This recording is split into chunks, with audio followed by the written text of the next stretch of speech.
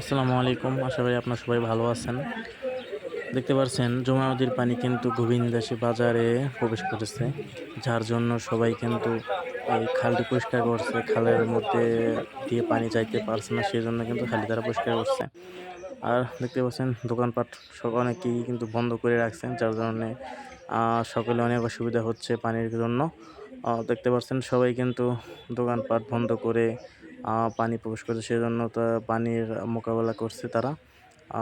দেখতে পাচ্ছেন বস্তা এবং সবাই কিন্তু যার যার মতো সবকিছু গুছিয়ে নিয়েছে, যে পানি আসতেছে তার জন্য সবাই কিন্তু প্রস্তুতি গ্রহণ করছে।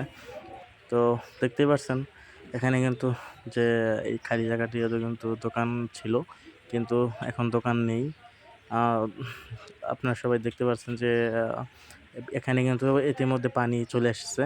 আর হয়তো আজকালকের মধ্যে ভালো পানি হয়ে যাবে।